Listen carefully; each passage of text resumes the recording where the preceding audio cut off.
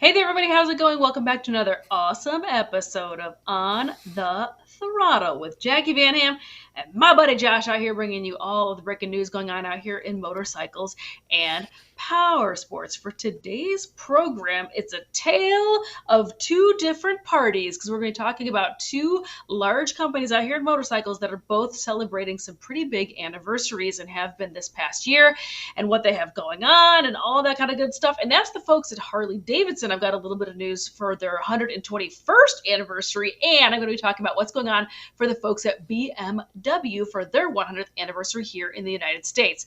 Josh, what you got going on in your neck of the woods? Well, first off, we're going to talk about how gas gets more DS, but it's actually ES, and I'll explain what I'm a letter dork. So if it comes to model abbreviations and suffixes, that's my jam.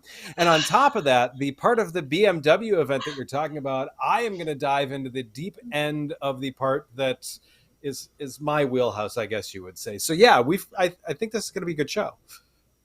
Alrighty, well, we've got all sorts of fun stuff going on. Thanks as always for tuning in, clicking like and sharing all of these videos, everybody. But before we get into our first stories, we've got a word from our show sponsor.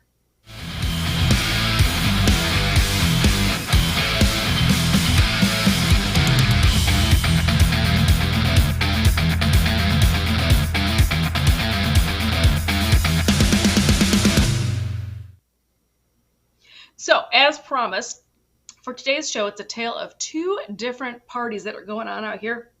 Oh my gosh, I just swallowed the wrong way. Good times. Hold on, stand by. Out of a Mason jar, nonetheless. I love it. I just got so excited, Josh. So, as I mentioned, today's show, I'm talking about party time going on out here because a bunch of companies are celebrating some pretty big anniversaries this year and in the next handful of years. This year, of course, unless you live underneath a rock, you must know all about the fact that it's 120th anniversary for the folks at Harley-Davidson. They decided this year to host a massive party in Milwaukee on the museum grounds. The turnout was absolutely fantastic. They had over 80,000 people at this for a 3-day event. They had concerts, they had vendors, local dealers were participating with rides and stops and poker runs. And I mean, it just was a hoot. It looked like such an incredible good time.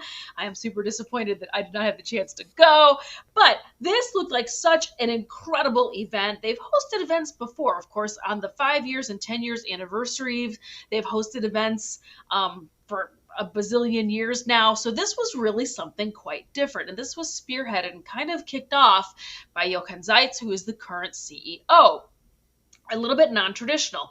The bands were not your traditional V-twin kind of bands. They were Green Day and they were Foo Fighters. They brought in all sorts of different demographics and different people to this event. I do have to take a moment and say that there's a lot of reporting going on that this event and the concerts that they hosted, there was a lot of people who don't ride motorcycles there, which is kind of the whole point, is to expose people to these motorcycle manufacturers' cultures and show them how much fun we have and what a good time we have out here, and to make them want to possibly buy a bike and join their families. So I thought this was really kind of a slam dunk, very, very smart idea. Now, that's all good stuff. There's epic photos from it. It looked like it was just an incredible good time.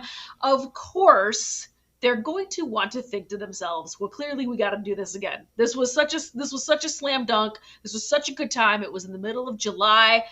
They're going to do it again. And they just announced that they are indeed going to be doing it again next year. So for the 121st anniversary, not quite as nice as a round number as the 120th, but still the 121st anniversary, they have decided they're going to be throwing their event at the end of July 2024. I believe the dates are July 25th through the 28th. So what I want to talk about on today's program is the news part of this is the fact that those dates just dropped, as well as some of the numbers that I mentioned, 80,000 people coming to this great turnout.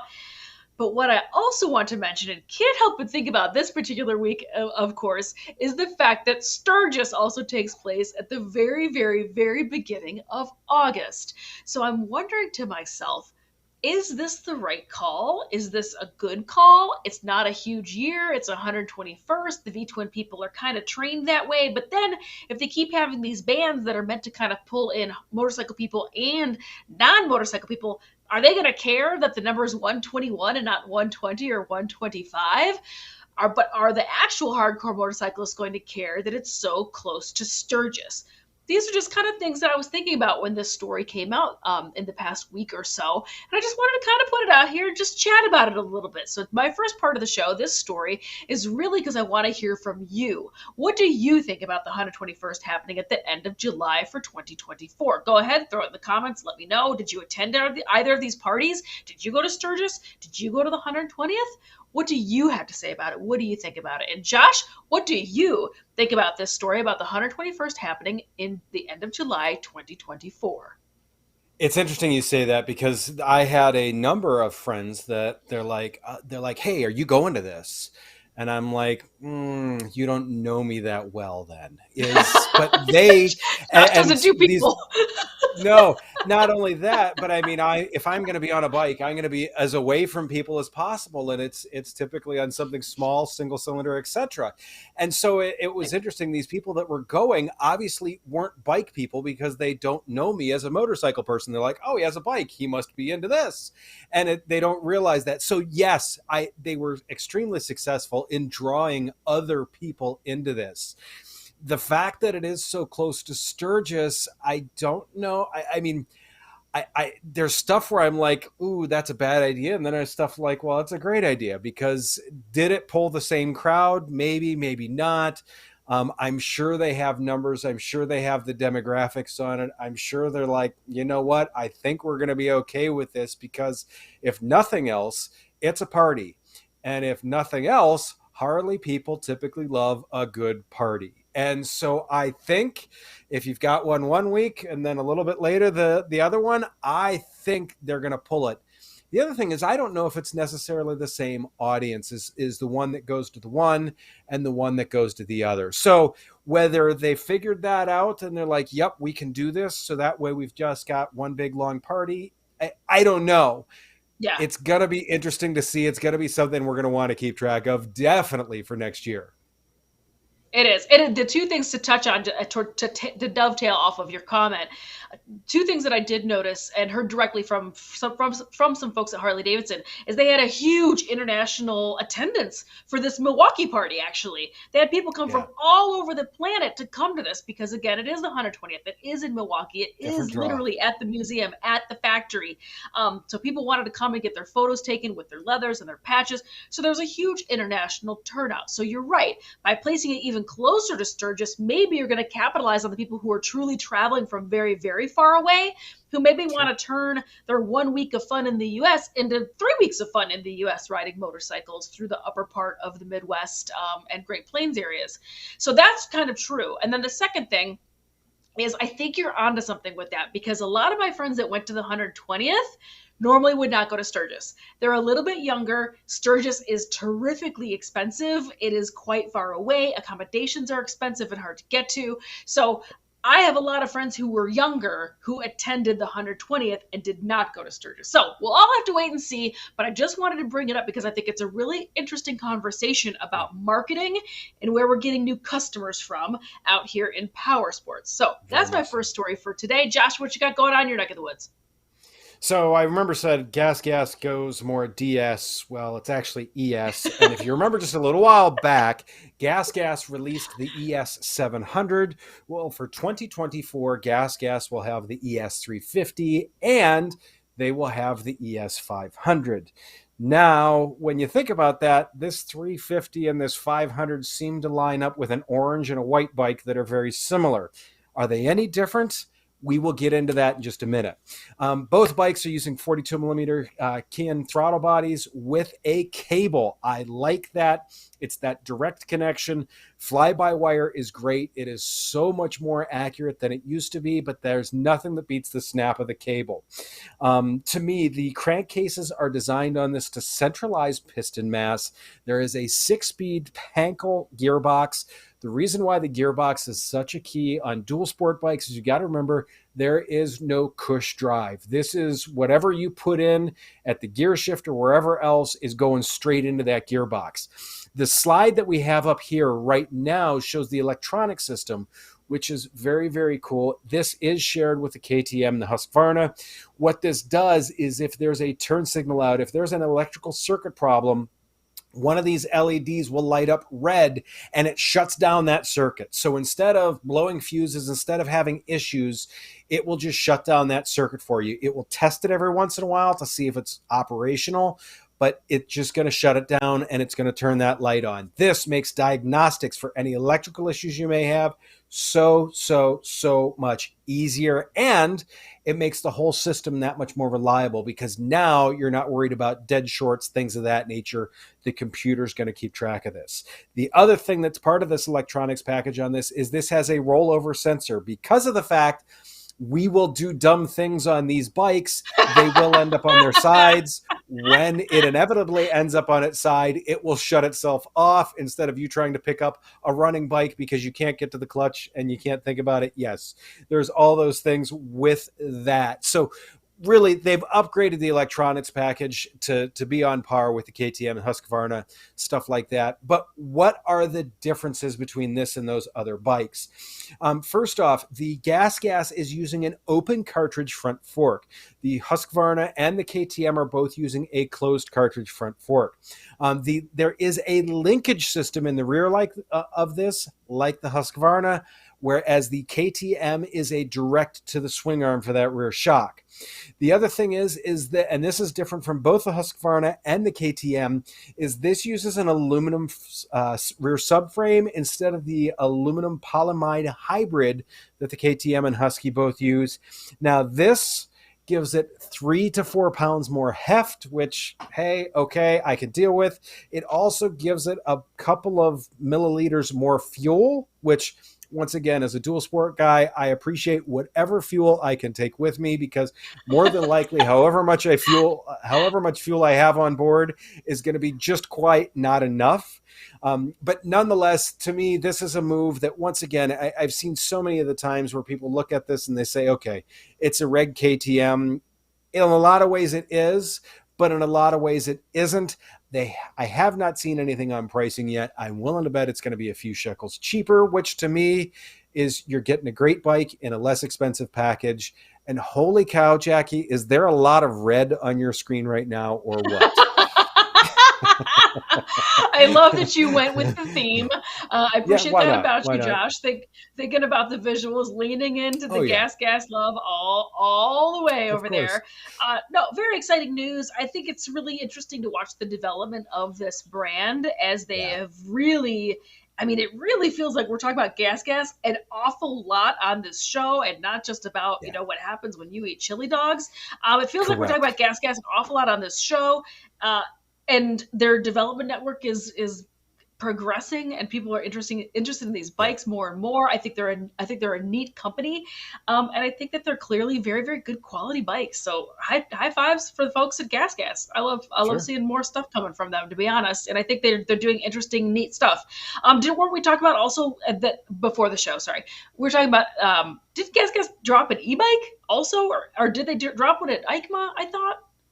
They did drop something a while back, yes, and then they've also Yeah. got some if I remember correctly, some e-trials bikes.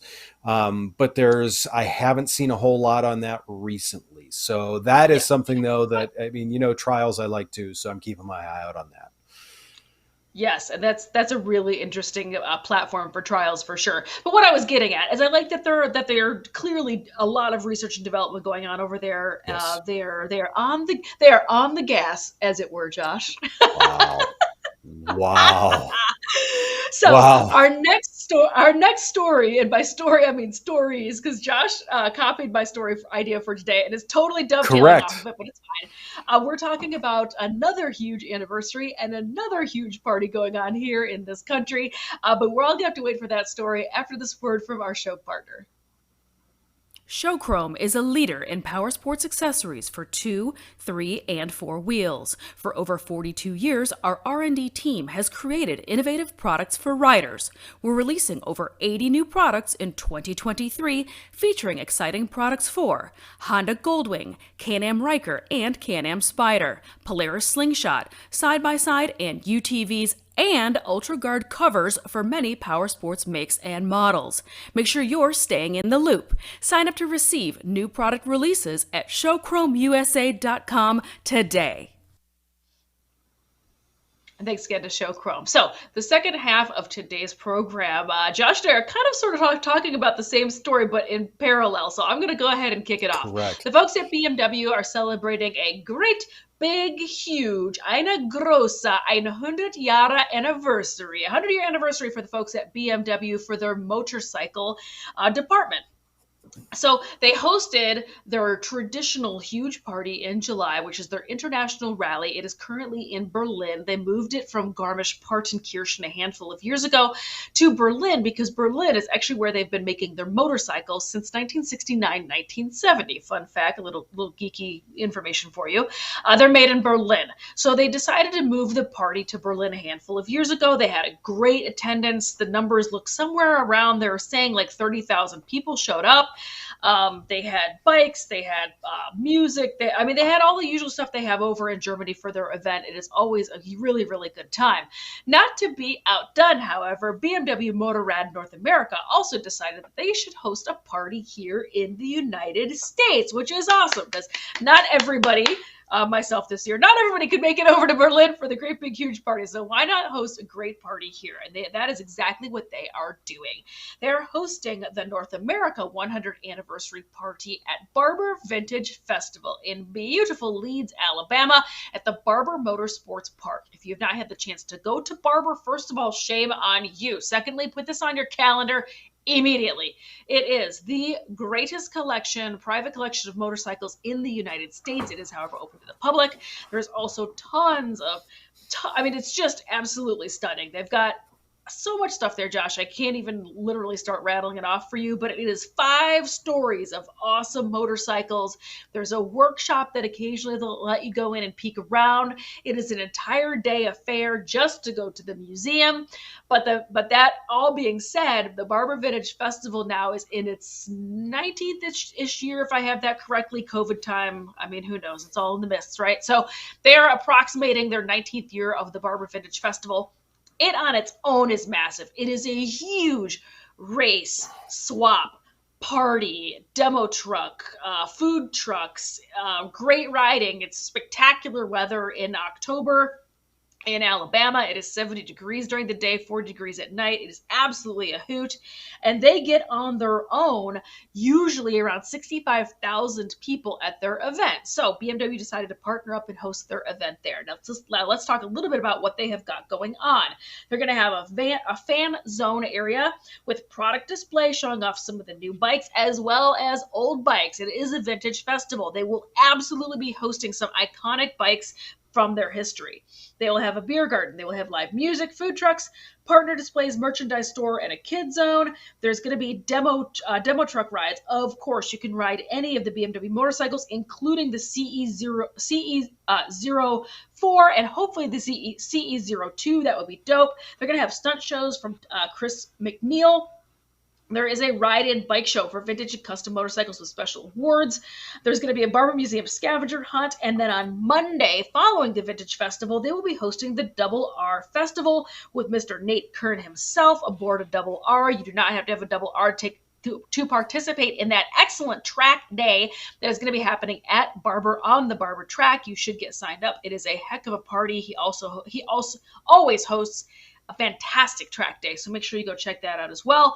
That is what's going on for this year's 100th anniversary here in North America for the folks at BMW Motorrad. And Josh has a little bit more to the story. So just a little less than 6 days from the start of that, if you go to Spartansburg, South Carolina, if you send them $449 and 0 pennies, you can sign up for the GS Trophy Qualifier. Now, this is if you have a GS and you like to travel and you like to do GS things. And no, I don't mean sit in front of Starbucks. I mean sit in dirty spots like this. I said it. I said it. Yeah, I went there. You can sign up for the GS Trophy Qualifier. Now, the cool thing is BMW does BMW things correctly. The $449 entry fee gets you a jersey, gets you parking, gets you meals, and that parking is a specific spot. You get a labeled spot for your bike. It gets you meals, it gets you snacks, and the meals includes dinner Thursday all the way through dinner Saturday. So all the meals that you want for that. In this, the 3 male finalists go to Namibia in 2024. 2 female finalists go to the Female International Qualifier.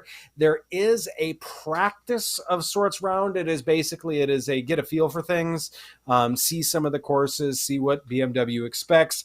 That happens on September 20th through the 21st. You can sign up for that. All of this is available on the BMW website. But to me, I always love seeing what these people can do with these behemoth bikes that I can't even do with my 300-pound bike. That to me is always exciting to watch. The bike handling that these people have is alien-esque.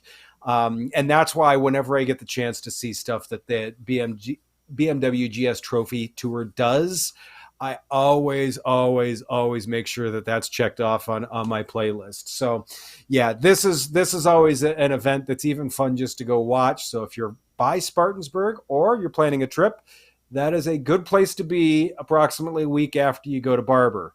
We got a busy couple of months here, don't we, Jacqui? I mean, there's a lot of stuff to do. There's a lot of stuff to do. So, and I think it was on the slide, but in case it wasn't, by the way, the Barber Vintage Festival is October 6th, 7th, and 8th. It is at beautiful Barber Motorsports Park in beautiful Leeds, Alabama, which, if you're not familiar with that, it's about 20 minutes east of Birmingham. I am on the same page as you, Josh. I love the GS folks. I have had the good fortune to go take the GS class at Spartanburg aboard a GS. That's right. All 5'2" of me. I had a great time. Whether you are a GS person or not a GS person, if you are just considering getting into some dirt riding, this course is fantastic to go to the school. I cannot say enough good stuff about it. The skills transport right over to road riding. It's all good stuff. I love some good training, and I love to watch the folks that are participate in the International GS Trophy, and of course these trials and all that good stuff, and the qualifiers. I love watching it. They are absolutely very, very skilled folks out there. So that's a really, really good time. There will absolutely be some element of GS-ness, of course, happening at the 100th anniversary at Barber as well. Just a little bit. So just a little bit. It's kind of a flagship big deal bike for them. So they might have one or two laying around, doing some things and maybe stuff. a couple. But in addition to the very, very cool old bike stuff that will be there, and they have invited, this is a little bit off the record because it's a friend of mine. They have invited some special guests from BMW from the past of BMW, and some race legends from BMW are going to be on hand as well. So I will leave that there until it is announced because I don't want to break any confidentiality. But it looks like it's a heck of a good time. This is always on my calendar every single year. The Vintage Festival can't say enough good stuff about it. It's honestly one of the top shows in the country. So that should be on your bucket list for sure, Josh. I know you don't like people, but you should go anyway. So, and with that, my friends, another great episode On the Throttle. As always. Jacqui Van Ham, my buddy Josh Trokey out here holding it down, bringing you all of the news and stuff going on out here in motorcycles and power sports. Thanks as always for clicking, liking, and sharing all these videos. We'll see you next week. Ride safe, everybody.